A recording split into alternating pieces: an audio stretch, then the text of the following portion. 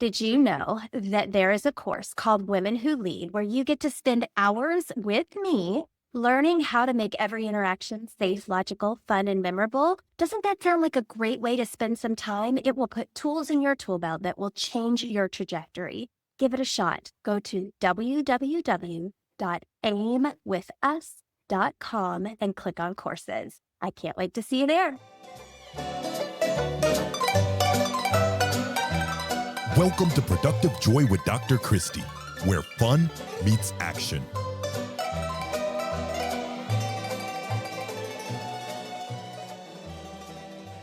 Hi, friends. Welcome to Productive Joy. It's another great day to have a great day, and I have a fabulous guest with a fabulous smile with me today. His name is Michael Allison, but before I introduce him to you, I would love for you to follow this podcast. It makes such a difference, and it's easy to do. All you have to do is click follow or subscribe, and you will get notifications when awesome people like Michael join us. So today, I have a new friend with me. His name is Michael Allison. He is lots of things. He is a veteran, and we want to say thank you. He served in the Marine Corps. He's also a dad. He's a traveler. He likes to collect shot glasses everywhere he goes. He has been married twice to the same woman, which most people cannot say. He worked on the railroad. He also worked for Colin Powell. He worked on Capitol Hill, and he is a two-time author, and his new book is called Break the Bottle. And today, he is on Productive Joy. Michael, welcome to Productive Joy. Wow, thank you so much for having me. And thank you for such a wonderful introduction too as well. And I love it more than anything because, sometimes we say, oh, well, he's an author, or he's a this, or he's a that. We're so much more than that. And you are so much more than even all the things that I just said. And so here's the reality. You got to convince people that they really want to hear from you. And I'm convinced by your introduction. But what would you say to convince people to keep listening in like 30 seconds or less?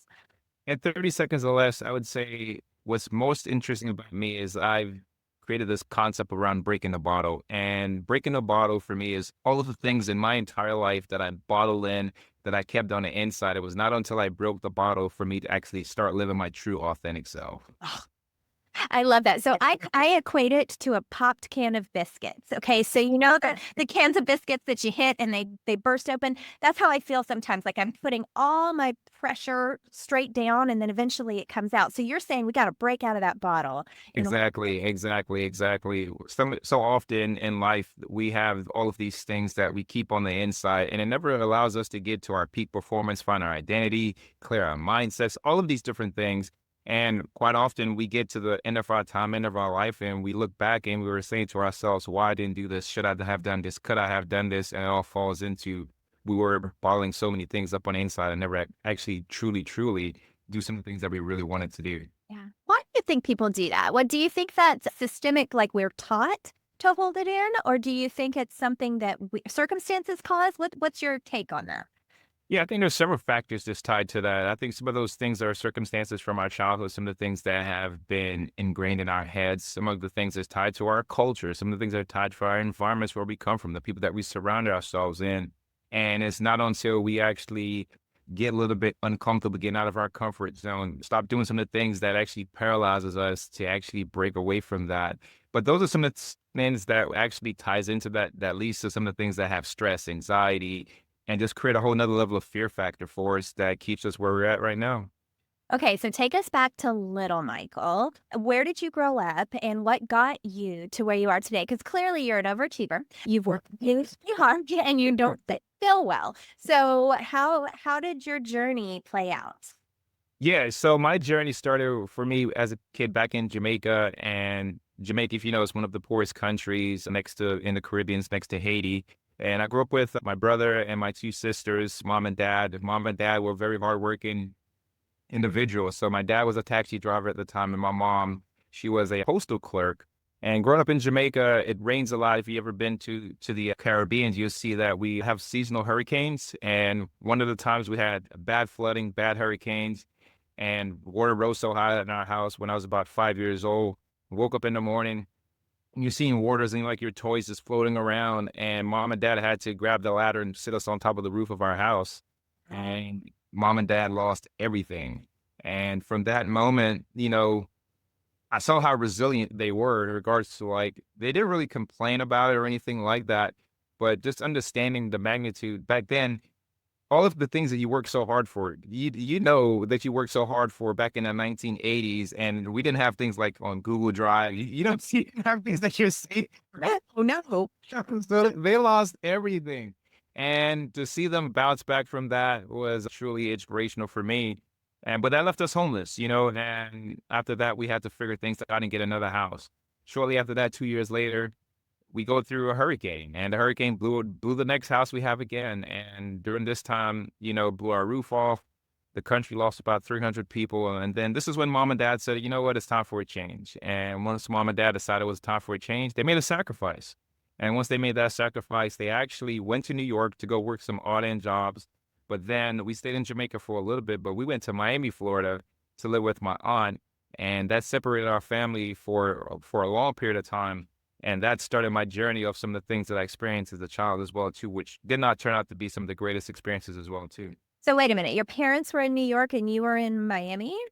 Yeah, exactly. It was a big separation for us. And at that time I was 7 years old. So you imagine what that's like for a kid when you're separated from your mom and dad. Yeah. Oh, so hard. Okay. So then you experienced loss for sure. I don't know that moving to Miami changed your hurricane situation all that much. As a Floridian, I know that those things do just show up sometimes.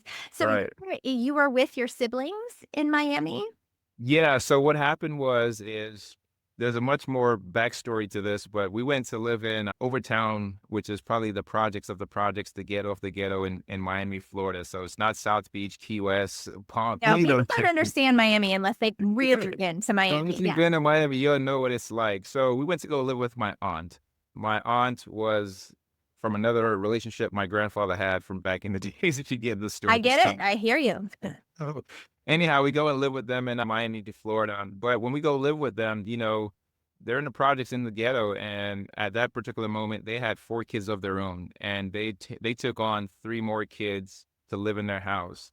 And living there, my aunt, my uncle is living there. Their grandmother is living there at that house, and you have the sardine bedroom of 7 kids, some on floors, some on the bunk beds, you name it. And that was our living experience for quite a bit.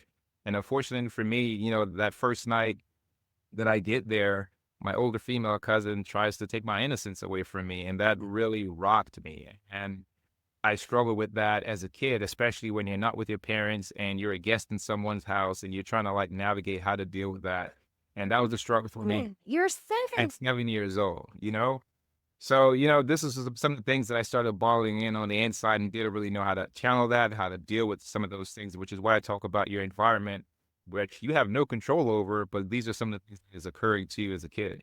Wow. Well, thank you for sharing. And I know there are a lot of people listening who can relate in one way or another. Maybe they weren't separated from their family, but maybe they had a circumstance similar, or it's very brave of you to share. And I know it changes lives. So that's what you do. You change lives by breaking the bottle and helping Right. people understand so that they didn't have to go through the same things you did, but Exactly. can learn from what you experienced. So let's fast forward a little bit because at some point you decided to join the military.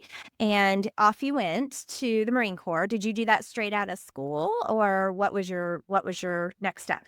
Yeah, so I immediately joined at 17 years old. For me, I had a setback in high school. So I played offensive line and defensive line, had an opportunity to go to University of Wisconsin, scholarship gets taken away. And Mm, at this particular juncture, I would not say that me and my family was that savvy in regards to like what it takes to get to college. sure. So I walked out of the lunchroom, and then this recruiter sees me, Staff Sergeant Noda, and he says, "Hey, come here for a second. Let me talk to you for a minute." And he starts talking to me, telling me all of the good things about the Marine Corps, none of the bad stuff. Of course. No, no, no. We don't recruit that way. And next thing I know, he's talking to mom and dad. He convinced them, and I go down to Miami, swear in, and I'm off. 4 o'clock in the morning, telling mom and dad goodbye. And now I'm off to go serve our country and go to boot camp. It was a bit of a struggle for the first couple months there, but eventually I kind of understood what the Marine Corps is all about in regards to what boot camp is about. As they kind of break you down, they kind of like build you back up, but really get into the mental toughness, the mental fortitude of really to see your makeup of who you are. And that actually helped me throughout most things I've done in life now, regards to just being mentally tough and mentally resilient, just to face any adversity or any challenge. But from that opportunity, though, you know, I served for 8 years. Had a chance to tour in Camp Lejeune, Japan, California, and I did go to Iraq, and I served in Fallujah in combat during 2004, and that was one of the wildest experiences that I've ever had in my life. Well, and I'm gonna guess there's some bottle breaking that had to happen from what you saw and things that you had to break free from just those experiences. Yes, it was. To be quite honest with you, that's one of the hardest things that I've ever had to deal with or face in my life. We got the word from Captain Venning when we was out there in California that we're about to invade Fallujah, and from there we started training and training and preparing and preparing. And he came out and said, "Hey, it's our turn to go." And we left from California to Seattle, from Seattle to Canada, from Canada to Germany, from Germany to Kuwait. And while we're there in Kuwait, we're just preparing and planning. Then we take a 300-mile convoy all the way into Fallujah, Iraq. And in Fallujah, Iraq, it's about 120 degrees every single day. You having all of your gear on. And this is really like testing you and seeing what you're really made of. The first mission that we go on, we get shot at by RPGs, and you could feel the heat and the missile just like shooting over our heads. And me and my gunnery sergeant and our track crew immediately traverse our vehicle and just start firing back at the building that everybody's shooting at us. And to know that the building that I just shot down have families, kids, Mhm. husbands, wives, you name it, is we just shot everything that's inside of that. And morally, for me, I grew up with a certain type of upbringing in regards to some of the things that we did. And that was a bit of a challenge for me. And then just I would say fast forward, we're there, my gunnery sergeant gets injured, so I get to start leading our unit, and we're on one of our last missions. And on the last mission, the previous day we got attacked and we captured the Iraqis and we turned them in. But the next day we come out and we're providing resupply of some water and some ammunition. And our unit is set up in a 360 perimeter, and we're going counterclockwise. And as we're going counterclockwise, we get to the last vehicle, which has a Humvee on it. And on this Humvee has our doctor, my gunnery sergeant, and my best friend Solto, and we have Hernandez. We give them their supplies, and we immediately pull off. And as soon as we pull off, Christie, I hear the loudest explosion I could ever hear in my life. And it was a 500-pound car bomb, drove up and hit this Humvee. The blast tilted my tank because I was immediately next to it. Shrapnel gashed me above the eye, injured my shoulder, and knocks me out. Castanelli comes up and grabs Sergeant Allison, and he's checking on me. Captain Venning gives us the word that we could get out and try to like see what's remedy anything to help these guys. I get out, I see nothing but dust, cloud. You can smell metal, you can smell blood all in the atmosphere. And I see my gunnery sergeant that was just there smoking a cigarette. Blood has run out of his ears. You see Hernandez, half of his face is blown off. Our doctor, half of his legs is blown off, and my best friend Solto, I see his inside stomach is on the steering wheel of this Humvee. We have to put him in a body bag. And I tell you that as I was 5 seconds away from that could have easily been me. Yes.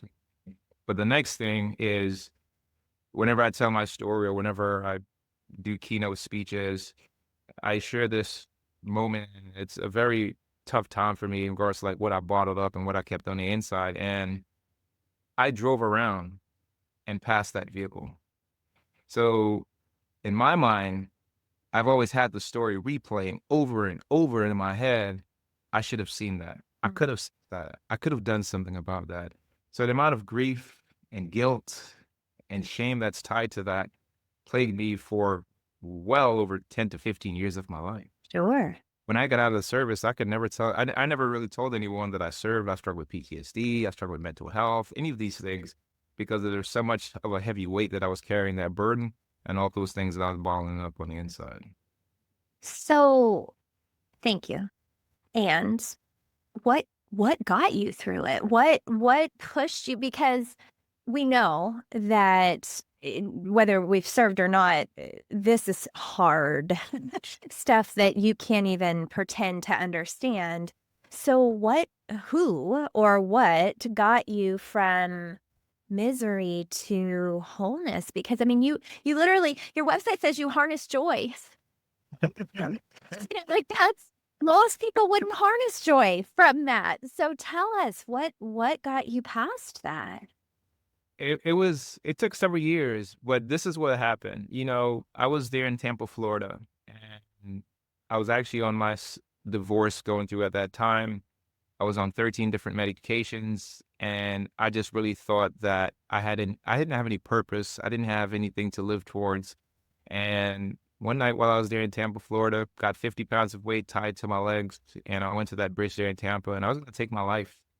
And it was in that moment that everything shifted for me. Mm. I was so much tied to the identity of the Marine Corps was my identity. I was so much tied to football as that was my identity.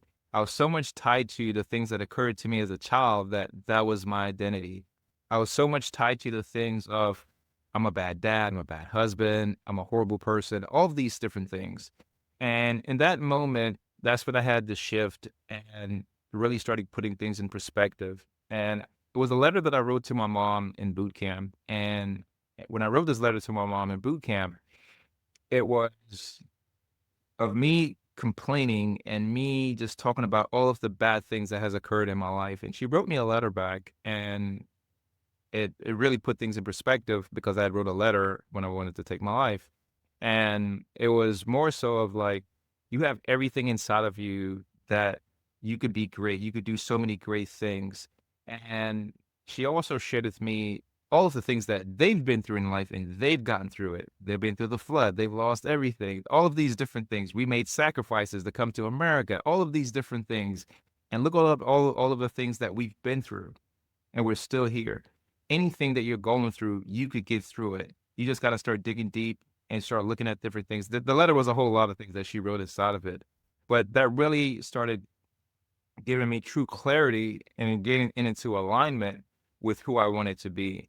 And for me, I'm a person of faith, and I just started looking towards that and try to look in regards to like identifying what that is and who I wanted to be. And I would say there was another moment in that that really like rocked me. And it was from the standpoint of like, how dare I try to take my life? How Mm. dare you? You just was in Iraq and you just lost all these friends that don't even get the same opportunity that you have. How dare you do something like that? And from there, that's when I decided to just change my life. So I started auditing everything that was affecting me. So identifying what were some of the things that were affecting me and what are the new things that I need to start identifying. Start clarifying some things and start verifying some things that's tied to that. And just look at some of the decisions that I was making. And then once I decided to do that, I went to Rush University, and Rush University started working with veterans and working with me and identifying some of the things that's tied to PTSD, traumatic brain injuries, neurolinguistic programming. And those things really like clarified some things for me because I was in isolation. I was Mhm. doing all these things by myself, and I didn't really think that there was any outlet. And then I said, you know what? I'm getting better, but let me double down on this. So I went to Emory Hospital in Atlanta, Georgia, and they started working with me on prolonged exposure. As it's crazy how we could start telling ourselves something. So I was the person that was going to bed, selling myself something, and I was buying the same information every single morning that I woke up. So Mhm. it really brought me through the process of the prolonged exposure and what are the stories and what are the things I keep on telling myself and playing over and over in my head that's tied to grief, that's tied to guilt, that's tied to so many of these other things. And once I started going through that process, I realized how I was attaching so many things to myself and to my identity and creating so many things that was inside of my mindset and some of the things that I was believing. And it was not true. Right. And and once I started going through that process, I decided to change some things around me. So my environment and getting a support group around me. So I changed my group of people that I was with, and then I got deeper into this program at my church called the Freedom Group, and there's a group of men around 20 of us. I did the program the first time, and I'll be honest with you, as a man, I wasn't really vulnerable and transparent as I did it the first time. I was kind of like still trying to like figure things out. And I said, if I really want to change my life, I really gotta like go all in. I really gotta like fully participate and immerse myself into this. And I did it the second time. And I tell you, this was the best experience that I ever had when I was fully involved and I played all out. And now to this day, this freedom group, we're still friends now, 7 years later. Love it. And just from this group of guys that I'm with, and I was able to sit down with these guys, and quite a few of these guys was like, Michael, thank you for sharing that. Thank you for talking about this, because you know what? I had this experience. I was going through that. You name it. The list of things went on. And from there, I was like, oh, wow, I didn't know that my story was so much of an impact to help change people's lives. And from there, that's I'm here to when I tell you, your said, story is full of impact and it will change lives today. In case you needed to hear that today. and from there, Christy, I said, you know what? If my story is impacting this people in this group, this freedom group that I'm in, I wanted to make a bigger impact and share my story to the masses and help anybody that God has given me the ability to help change people's lives or anything like that. And just to cap this up for you, I went to Houston, Texas several years, and I wanted to learn how to like write and tell my story, but I didn't really know how to do that yet. And I met this guy named Steve Belber. Steve Belber, he writes for like Law and Order, Netflix, you name all these different TV shows. And I had wrote some of my life stories and experiences, and he was like, man, you have something here, but you need to like flesh it out. And I just wrote like 2 or 3 pages. And I sat on that for 6 years because I was not in a space to be vulnerable and transparent. But it was in that moment after I went through that experience, I said, you know what? I'm going to write my book. I'm going to tell my life. I'm going to tell my story and just go with it and just see what happens.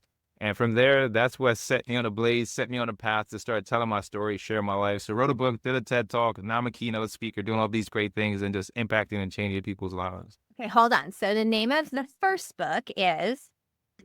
Yes. So my first book is Overcoming Adversity, Getting Your Life Back on Track. I thought so because I can see it behind your head.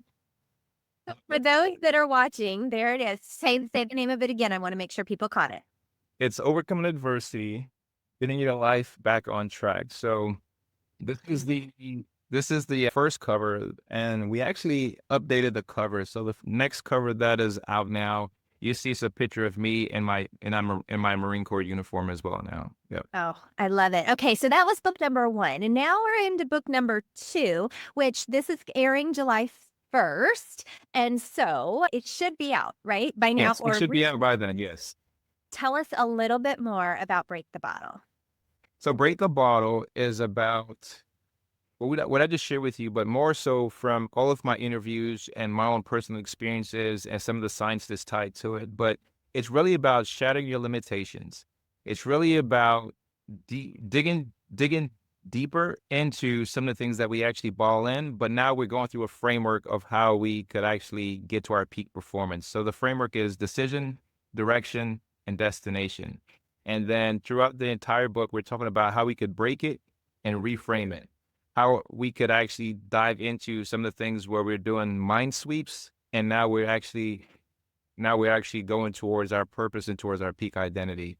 And I think this is going to be a great book for listeners that are struggling with some of the things that's tied to their limitations and some of the things that they're actually struggling with to actually have some change and impact in their lives. Well, here's what I heard from you, and I am I'm so blessed that you picked Productive Joy, because even though what you went through was tragic and big and just incomprehensible for most of us, Right. everyone is going to benefit from what you learned from it, because we all have things that are preventing us from being the best versions of ourselves. We all have bottles we need to break, and our bottles might not be as thick, right? Like some are others are something that we're holding ourselves back from. Actually, I might change that to all of them are things we're holding ourselves back from, right? Like we get in our own way more than anything else. And I am just so grateful that you recognized that what you had would help others and that you're willing to share it. So thank you for choosing Productive Joy. I haven't even asked you my favorite question because I have been completely wrapped with your entire story. So I have to press pause and say, if you had to define productive joy, Mr. I Harness Joy, what would you say that productive joy is? Productive joy is you being your true authentic self and actually living that life that you actually dream, you actually envision, you actually having that destination mindset towards, and there's nothing, absolutely nothing holding you back from actually having that productive joy. Oh, Oh my gosh, that's just beautiful. And you are such a light and a life. And I know that your family is so proud of you. And you mentioned your divorce, which also has turned back into a marriage. So I'm going to guess that there was a low point where you were not yourself. And now that you are, you've managed to win back the girl. Most definitely. It was during that tough period of time when I was trying to identify being a dad, being a good husband, and I was struggling because I was actually going through a child custody battle from my previous marriage, and I was struggling very hard at that time. And we're in a blended family, and was trying to navigate that at such a very young age. And the key to that for me was identifying where I was wrong at in some areas of our relationship. But we knew that we truly loved each other because, to be quite honest with you, we were together prior to getting married close to 10 years. Oh, So Michael, we had a friendship, we had a relationship before that. It was once we started living together, we really couldn't navigate that. So once we went through our divorce, we said, you know what? Let's look at some ways and areas we could actually be better for each other, support each other, and actually make this thing work. So we went back and started digging in deep with quite a few different counselors. We found the right, you got to find the right counselor yes. to actually get you through what you're dealing with. Someone that could actually speak with you, that has been through some things, has some experience too as well, that can help guide you through some of the things you're trying to navigate. And it was important for us to go through that.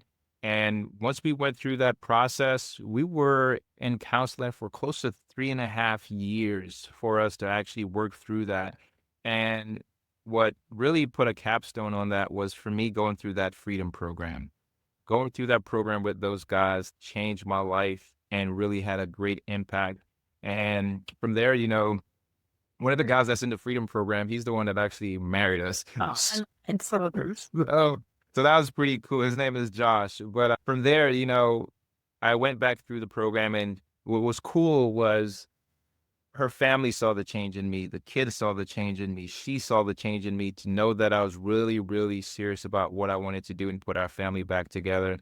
And with that being said, about 3.5 years ago, I went back to her and said, "Hey, will you marry me?" She said yes. And shortly after that, we just went down to the church and we got married. well, and so if I had to describe your story in one word, I think I would describe it as hope. Mm. That you have found that there is hope in the dark times, in the mess, in the mire. There's still hope, and you've held on to that. But then you've also created this beautiful framework for other people to find their hope and to find what they need. You said decision, direction, and destination. I love that. I am I call it the 3Ds. 3Ds. There you 3D. go. That's it. All and once life gets into 3D, then you can actually see it. I think we spend too Yeah. much time in 2D anymore, right? Right. Like we're just in our phones and in our heads and not living life out here. And you're helping people do that. And I'm so grateful that you decided to do that on Productive Joy today. So thank you from the bottom of my heart. How would people find you? Tell them how they can find Break the Bottle and how they can find you, Michael.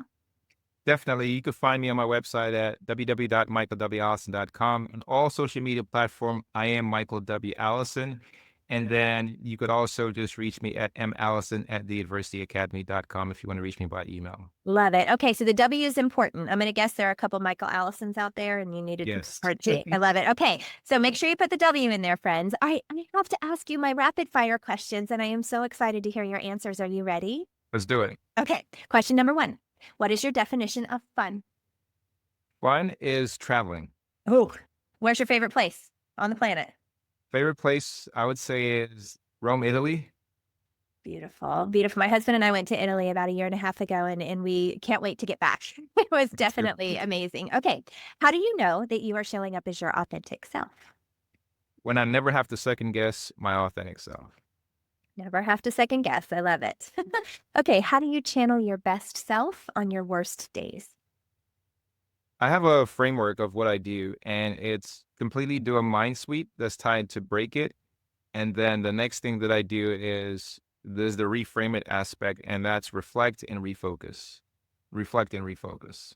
Reflect and refocus. Gosh, we all need a little more of that, don't we?